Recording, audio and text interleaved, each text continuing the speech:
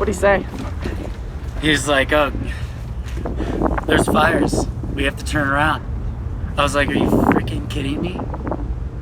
Hi Garrett, this is Hillary Santana calling from the Forest Service. I needed to let you know that the San Juan National Forest is going to be going into a forest-wide closure as of tonight at midnight. You guys will not be able to hike in through the San Juan National Forest along the CDT, so you guys are going to need to make arrangements to shuttle to another trailhead that might be appropriate. I'm going to be following up with an email as well. Thank you very much. Bye-bye.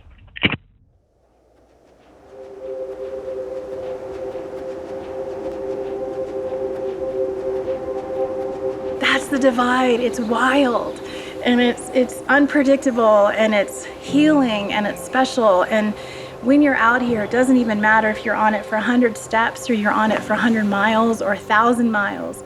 That just doesn't happen anywhere else.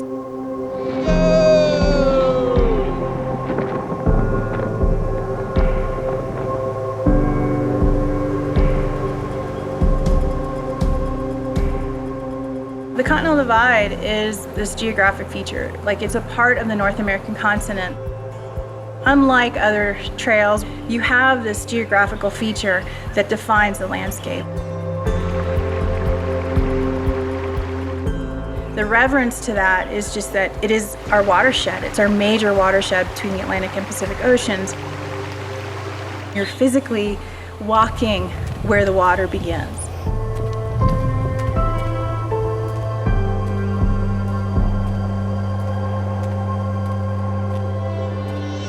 What's really cool about the Continental Divide is that it was definitely the major passageway for a lot of tribal communities and Native American tribes that actually settled the North American continent. The CDT in Colorado goes to the highest point anywhere on any National Scenic Trail, which is in the Grays and Torreys Peaks. And I think that in itself puts you on the rooftop of America, and you get to look around and you get this awe-inspiring moment of appreciating just how big our landscape is and how big this country is.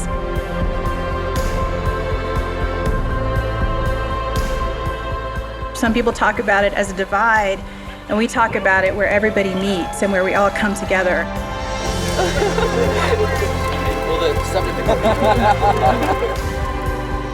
When my kids asked me what we were doing, I just told them, hey, there's this really cool trail that runs the length of Colorado and the length of the country, and we thought, let's just get together our staff and go hike it or bike pack it. And they thought it was really cool, and hey, maybe that inspires them to do something along those lines, or just do some trail work or support a nonprofit, and that's really important stuff.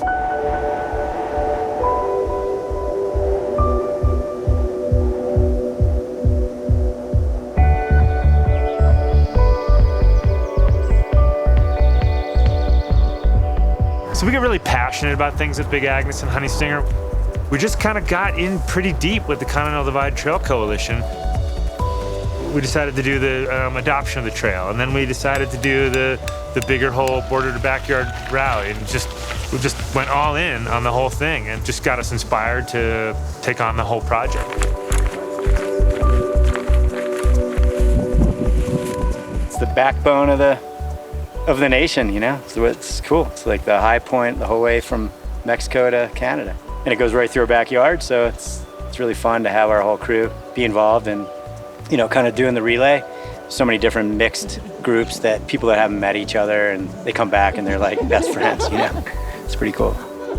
We go up, we go down, we go up, up, up. If you've ever heard of hike-a-biking, professionals. Oh my God, I'm not certain that's not the hardest thing I've ever done. The section of the trail that we adopted is about 72 miles.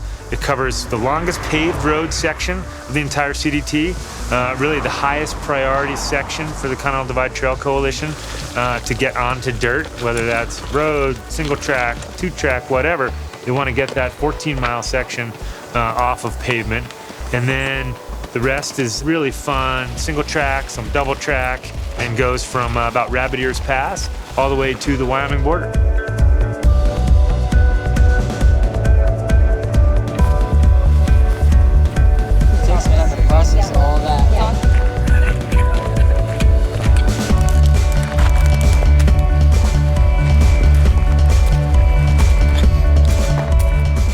parking chain. Son of a biscuit. In a project like this, we announced to our staff, I think in late March or early April, that we wanted to kick this thing off. Started in June. It seemed like a wacky idea. It was, but we put together all those logistics, covered all the ground, nobody got hurt, and it turned out to be a great trip. So it kind of just shows you, sometimes you need to take those risks and you need to push the envelope and just say, screw it, let's just do it.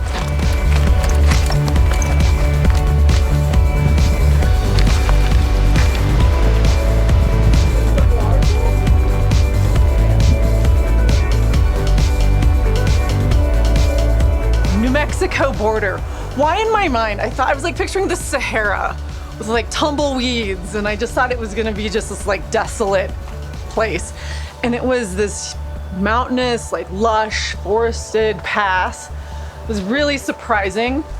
I think that was part of why the kickoff felt so special, was just like this, it just felt good there.